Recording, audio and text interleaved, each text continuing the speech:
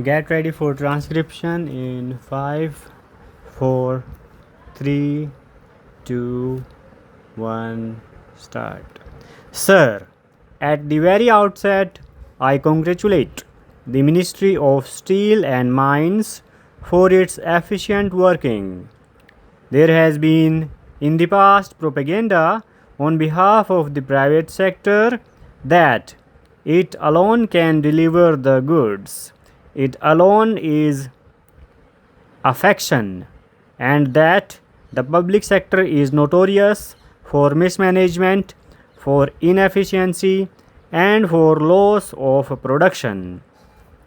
Both the things have been exploited by the working of the public sector since the year 1981, and in streamlining the administration of the public undertakings, the Steel Ministry has played a key and crucial role.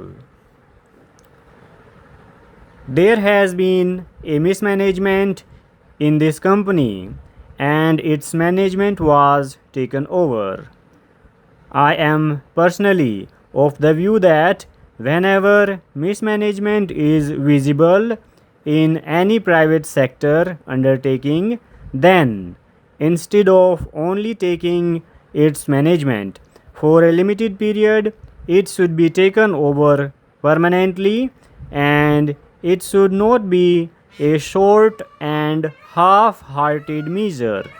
The company should have been taken over, acquired, as it is sought to be done now in the year 1982 itself. Once the government comes to the conclusion that the company's affairs are not being conducted in an efficient manner, and when the government has to invest funds to the tune of crores of rupees, where is the question of reserving the decision that it may go back to the same old management? Now, the second thing is that there is a new strategy which is being resorted to by this private business. They somehow or other welcome the takeover of their undertaking, and they start the process of mismanagement deliberately so that the government may be compelled to take it over. They do not invest any money in the renovation of the machinery, which ultimately becomes nothing but a junk, and they would have derived the maximum benefit out of their investment long time ago, and at the time when it is being taken over, nothing worthwhile is left in the undertaking. So it should be taken over at the earliest stage. We are now talking of commitment to the philosophy of the Constitution. The philosophy of the Constitution means that we are committed to the establishment of an egalitarian society where there would be not only political and legal justice, but there would be economic justice. If we want socialism, it should come in a proper and effective way. Those who have no commitment to the concept of public undertakings, socialism, and working for the underdog should have no place in top management of any undertaking. The difficulty lies in that we are half-hearted in these matters. We have the mentality of a private businessman, and also we have the concept and the ideal of a public undertaking. The increasing participation of workers is the only safeguard for the success of any public undertaking in this country. There have been cases of inflated sales and fraudulent transactions about which my honorable friend made a pointed reference.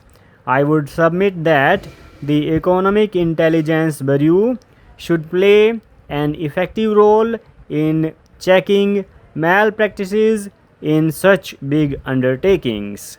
Unless this is done, public undertakings would come in a big way for sharp and hostile criticism from all those who are opposed to the ideology of socialism.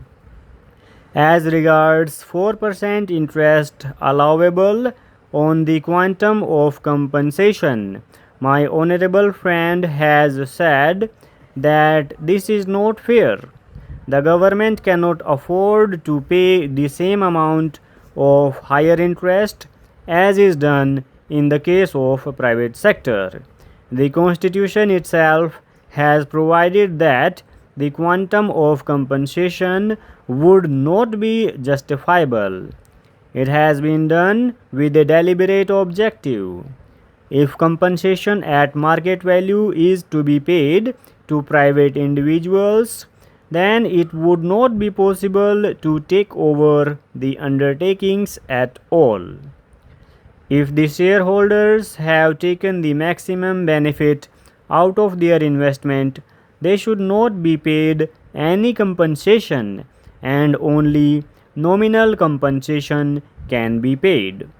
The Constitution allows legislation in that respect. I congratulate the Minister on bringing forward this progressive bill. The steel industry is the basis of our industrial structure. In fact, the extent of industrialization of a country is measured by the amount of steel consumed per head of the population. This industrial undertaking, namely the Iron and Steel Company, is a big industrial complex, and it consists of not only an integrated steel plant but also an iron foundry. The company was started initially after the First World War, and by 1952 it had increased its capacity to 1 million tons. But the decline in the fortunes of the company started in the 60s, and by 1963 the production had gone down to 1 lakh tons per year, that is 13% of its rated capacity, as stated by the Honorable Minister. In fact, its production had reached a figure of 8 lakh tons. From that, it came down to 1 lakh tons, which was a result of the rotten management and the low price of steel. I rise to support the railway budget and compliment the railway minister and his ministry. The contribution of pension fund, which has been enhanced during 1991-92, has resulted in an addition of rupees 40 crores to the amount of the budget. It is really an excellent measure.